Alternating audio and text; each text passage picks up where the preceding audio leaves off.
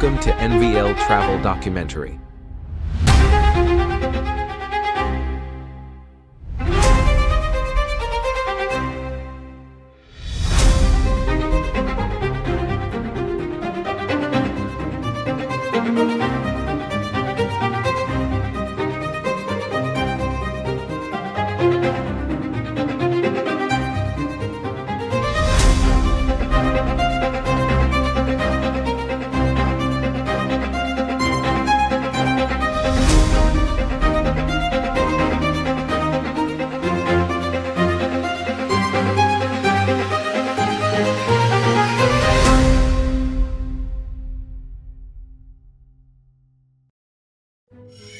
What if I told you the darkest stories of a country aren't in history books or tourist guides?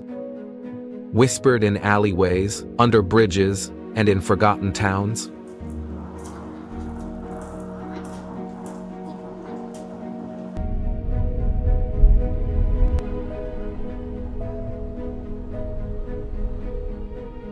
Welcome to NVL Travel Documentary, where we look past the postcard views to uncover the truth.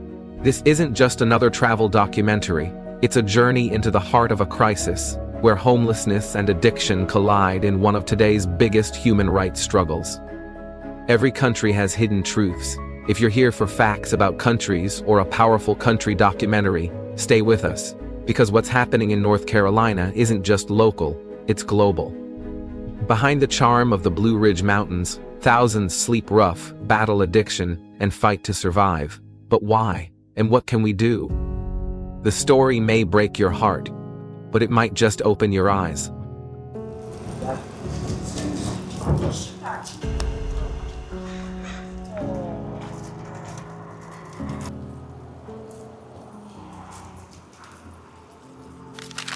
Number 1. Behind the beauty, the harsh truth about homelessness in North Carolina. Let's start by taking a hard look at the current state of homelessness in North Carolina. A crisis that's growing faster than many people realize. Across the United States, the number of people experiencing homelessness jumped by 18% from the year 2023 to 2024. That means more than 770,000 Americans are now living in temporary shelters, transitional housing, or out in the open without protection. And while this is a nationwide emergency, what's happening in North Carolina paints an even more alarming picture. Take the city of Charlotte, for example. In just the past year, the number of people without stable housing has skyrocketed by 42%. That's nearly 18,000 families struggling to find a place to sleep at night. What's even more heartbreaking is that over 7,500 children are now part of this vulnerable group.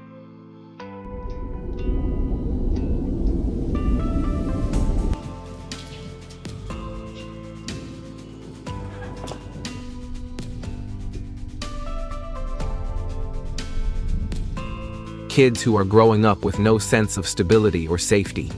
And the situation in Raleigh isn't any better. In some of the city's low-income neighborhoods, homelessness has doubled. Around 22% of residents in these areas now live in unstable conditions, constantly at risk of losing the little they have. Even more staggering, over 9,000 people in Raleigh have been without safe shelter for more than 6 months straight, putting enormous strain on community resources, schools, and public health services. But this crisis isn't just happening in the cities, it's spreading across the countryside too. In rural counties throughout North Carolina, homelessness has surged by 35%. That's over 10,000 people without homes, including approximately 4,500 elderly residents. Many of them are facing extreme health risks while trying to survive outdoors with little access to care or support. These numbers aren't just statistics, they're a wake-up call. Behind each one is a real person, a real family, with a story of struggle and survival. As we explore this issue more deeply, we'll uncover not just the causes of this growing crisis, but also the resilience of communities and the urgent need for action. Because at the heart of this journey is a question we all must face. In a state known for its beauty and southern hospitality, how did so many people end up without a place to call home? Number 2. Why it's happening. The real roots of the crisis. The escalating homelessness crisis in North Carolina stems from a complex web of factors, each contributing significantly to the current situation. Let's delve into these underlying causes to better understand the challenges at hand. Soaring housing costs. In recent years, North Carolina has witnessed a dramatic surge in housing expenses. Over the past 3 years, rental prices have escalated by approximately 45% in various regions. This sharp increase has placed immense financial strain on residents, particularly low and middle-income families. Currently, nearly 43% of renter households are considered cost burden, meaning they allocate more than 30% of their income to housing costs. Alarmingly, 72% of extremely low-income households spend over 50% of their income on housing, highlighting a severe affordability crisis. Inadequate policy measures. Policy shortcomings have further exacerbated the homelessness issue. In recent years, funding for affordable housing programs has been reduced by approximately 22% in certain areas, limiting the development of necessary housing units. Additionally, the expiration of critical support measures introduced during the COVID-19 pandemic, such as eviction moratoriums and rental assistance programs, has left many vulnerable residents without a safety net. Compounding this, systemic racial disparities persist. For instance, during the 2020-2021 school year, over 1 million students in public schools were homeless, with nearly a quarter of these students being Black, despite Black individuals comprising a smaller percentage of the overall population. Natural disasters. North Carolina's susceptibility to natural disasters has intensified the homelessness crisis. Hurricane Helene, which struck in September 2024, destroyed thousands of homes, displacing over 12,000 residents in western North Carolina. The storm also caused significant damage to more than 8,000 private roads and bridges, further isolating affected communities and hindering recovery efforts. Economic downturns. Economic instability has played a pivotal role in increasing homelessness. Between 2023 and 2024, the overall number of people in North Carolina experiencing homelessness rose by 19%, with a total of 11,626 individuals affected. This increase is attributed to factors such as rising unaffordability and the end of pandemic rear support programs.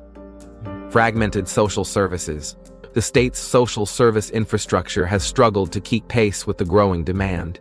Limited coordination and insufficient resources have resulted in only a fraction of displaced individuals successfully transitioning into permanent housing.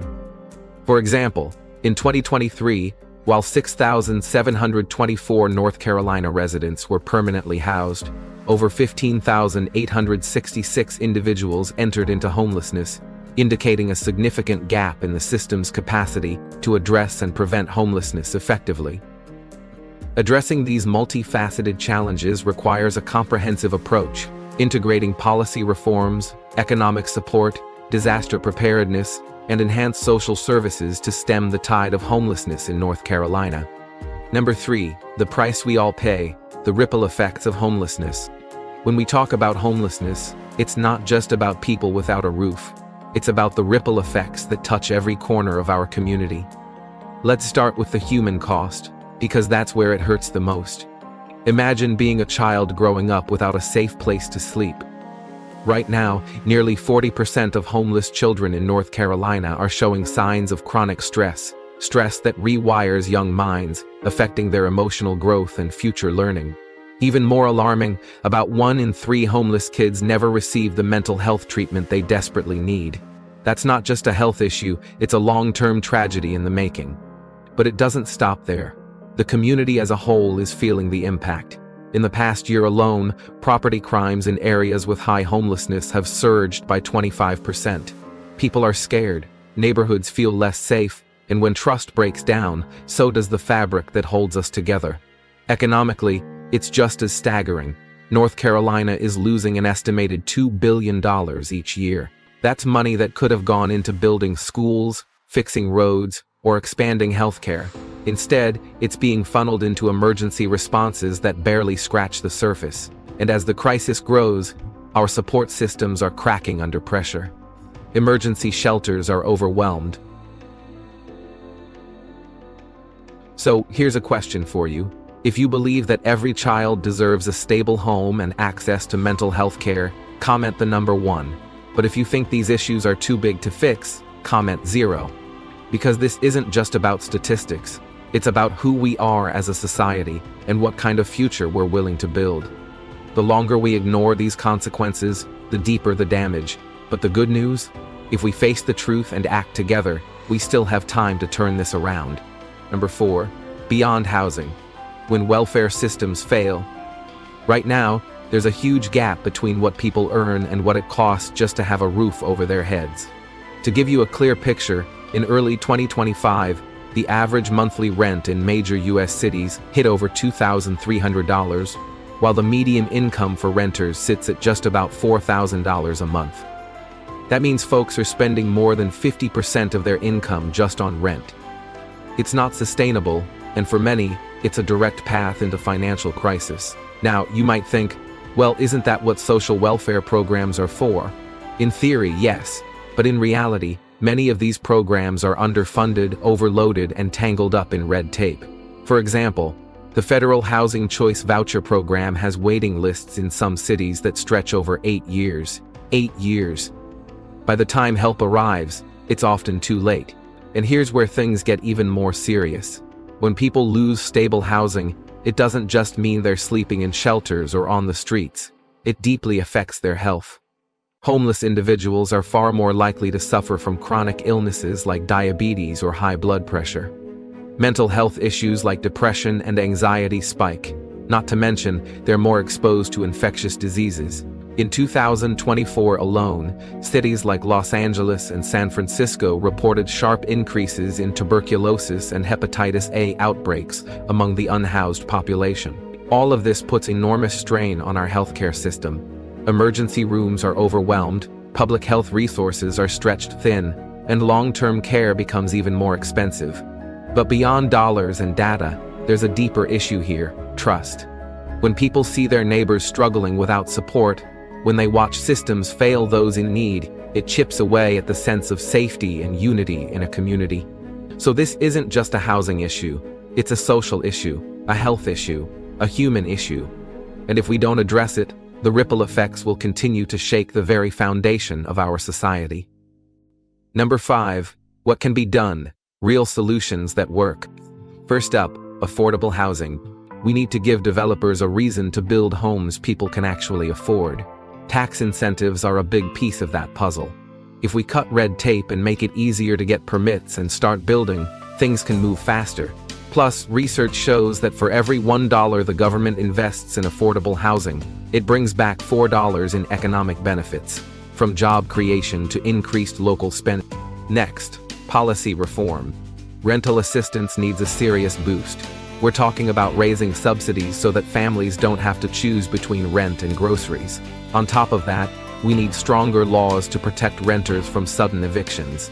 And let's be real, navigating social services shouldn't feel like a second job. Streamlining those processes would help people get support when they actually need it. Then there's public-private partnerships. When local governments team up with businesses and nonprofits, they can build full-on support systems. Think job training, mental health care, even addiction recovery programs. It's not just about giving someone a bed, it's about giving them a path forward. And in a world where climate change is real, disaster resilience is key. We need to build homes that can withstand hurricanes, floods, and fires. Plus, having rapid response systems in place can save lives and get people back on their feet faster after a crisis. Now, let's talk money, specifically, creative financial support. Microloans can be game changers for families facing short-term emergencies. Pair that with community-based financial education, and you're not just handing out money, you're building long-term resilience.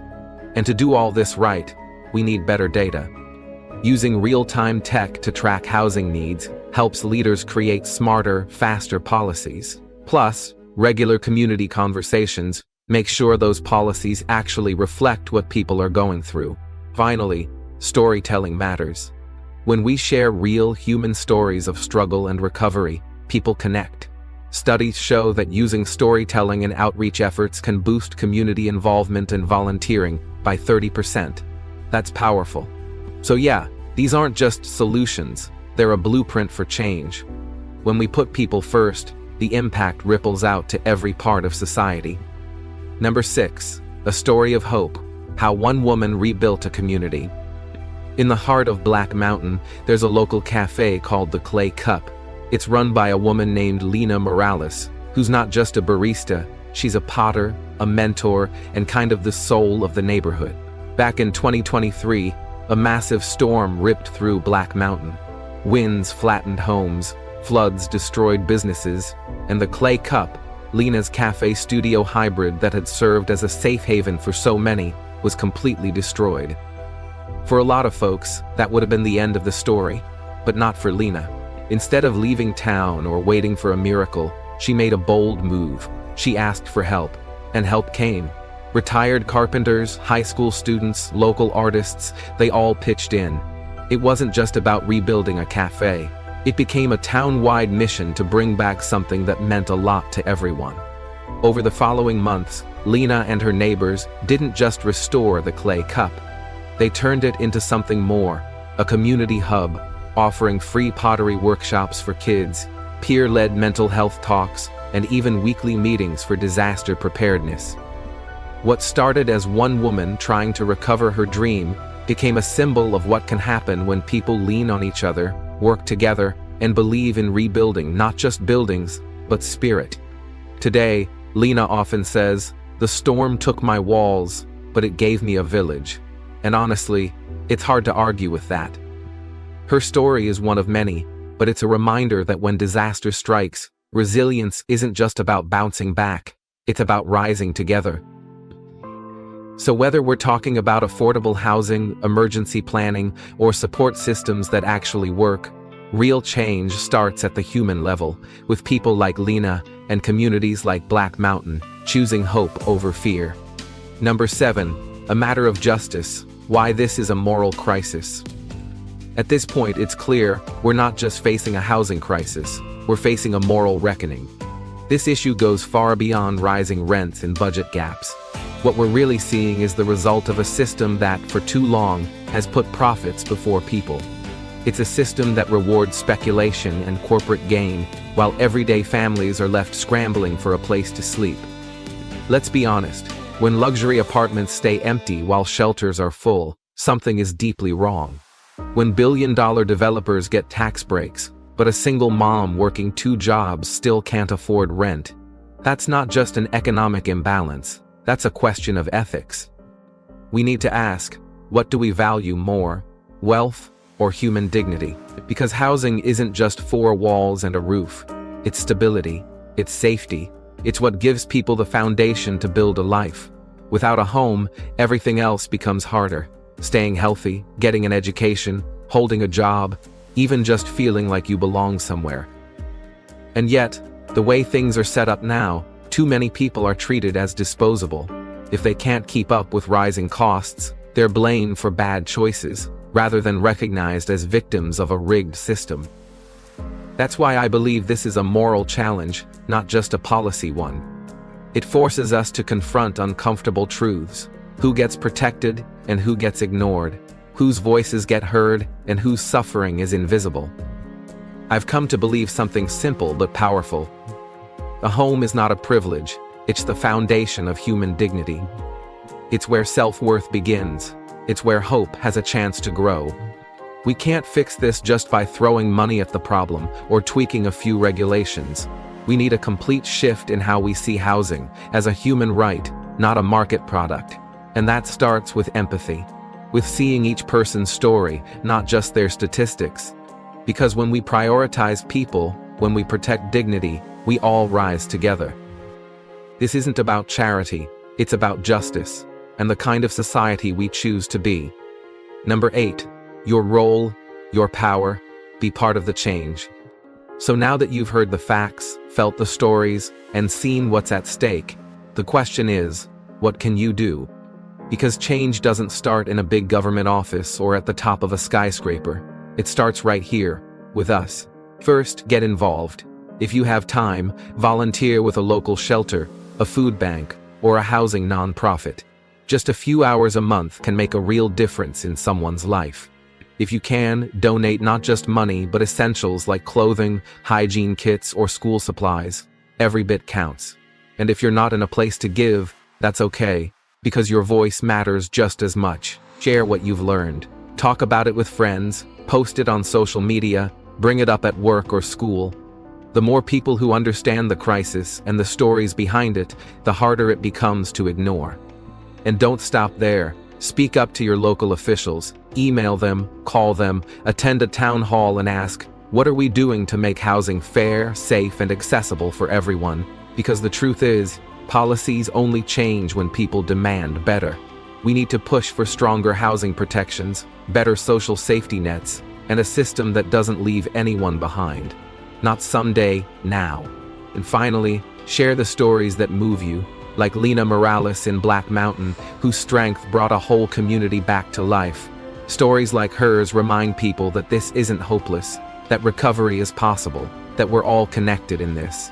Because at the end of the day, this is more than a call to action. It's a call to care. To care enough to do something.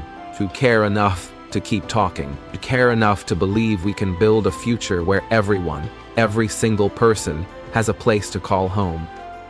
It starts with one voice, maybe yours. As we reach the end of this journey, let's take a moment to reflect.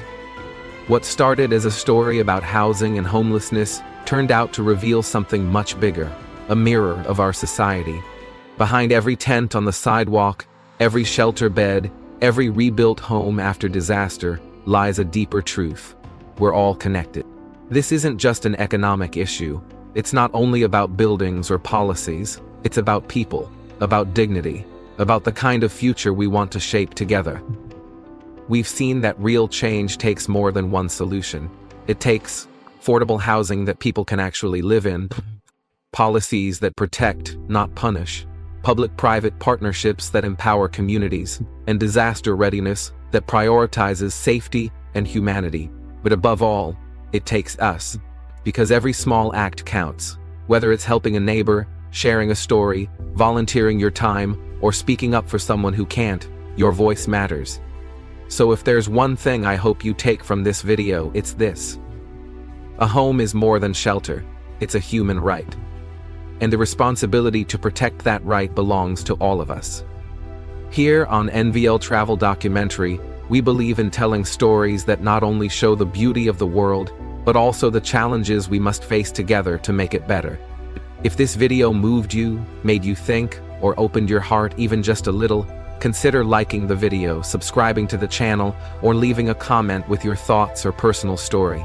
I'd truly love to hear from you, because this conversation doesn't end here. In fact, it starts with you.